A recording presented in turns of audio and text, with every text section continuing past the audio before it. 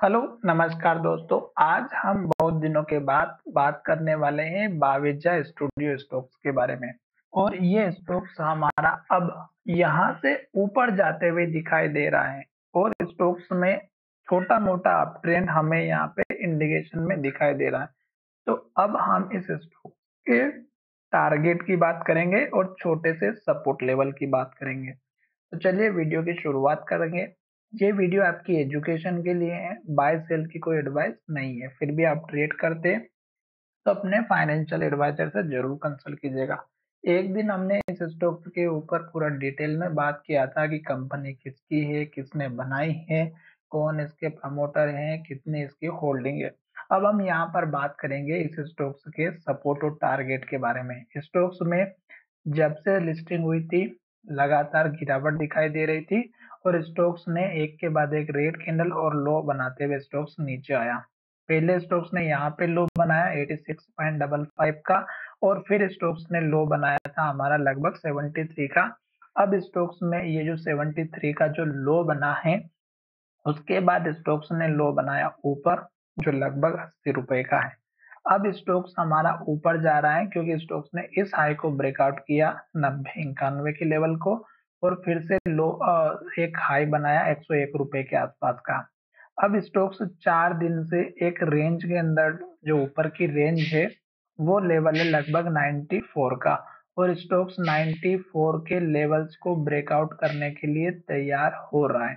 अब ये लेवल इसलिए इम्पोर्टेंट है क्योंकि स्टॉक्स ने पहले भी यहाँ पर हाई बनाया था 94 के आसपास का, जिसकी वजह से स्टॉक्स अभी हमारा यहाँ पे रुका हुआ है। जैसे स्टॉक्स इस लेवल को ब्रेकआउट करेगा इमीडिएटली आपको टारगेट जो देखने को मिलेगा 98.5 का देखने को मिलेगा और फिर आपको टारगेट देखने को मिलेगा 99.9 लगभग 100 रुपीज के आसपास का। दो लेवल्स मैंने बताए और जैसे स्टॉक्स इन लेवल्स के ऊपर क्लोजिंग दे देगा तो फिर स्टॉक्स का टारगेट आपको इस कैंडल के हाई का रखना 108 का। 108 का बहुत ही इंपॉर्टेंट लेवल है। यहाँ पर स्टॉक्स को आने के बाद या टेस्ट करने के बाद गिरावट दिखाई देगी क्योंकि यहाँ पर जिन लोगों ने बाय किया है वो लोग यहाँ पे घबरा करके इस स्टॉक्स को सेल करेंगे।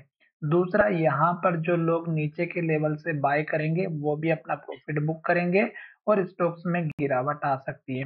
अब यहाँ पर कंडीशन ये रहेगी कि अगर ये जो ब्रेकआउट है ये अगर वॉल्यूम के साथ होता है और यहाँ पर जिन लोगों ने रिटेल इन्वेस्टर ने अपनी बाइंग की है और वो सेल करते हैं और उनका वॉल्यूम बाय करने के वॉल्यूम से अगर कम है तो स्टॉक्स ऊपर चला जाएगा और एक के बाद एक अपर सर्किट लगा सकता है। दूसरी बात इस स्टॉक्स में ये हाई लेवल अगर ब्रेकआउट हो जाता है 108 रुपए का तो उसके बाद आप देखिएगा टारगेट आपका सीधा जो दिखाई देगा 127 रुपए के आसपास का देखने को मिलेगा।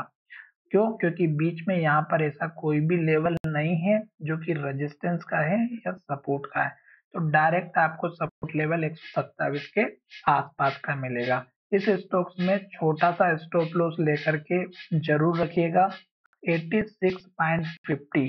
अगर स्टॉक इसके नीचे क्लोज होता है तो गिरावट दिखाई दे सकती है। इस स्टॉक्स को हो सकता है कि जब मार्केट ओपन होगा उस दिन मैं इस स्टॉक्स को लॉन्ग पोजीशन के हिसाब से अपने ग्रुप में भी अपडेट करूं और मैं भी इस स्टॉक्स में थोड़ी बहुत क्वांटिटी लेकर के होल्ड करने के लिए रखूंगा। क्यों? क्योंकि जब से स्टॉक्स आया था गिरते हुए चल रहा था और धीरे धीरे फिर से ऊपर जाते हुए दिखाई दे रहा है। तो छोटा सा स्टॉप लॉस 86.50 या 86 का लेकर के चल सकते हैं।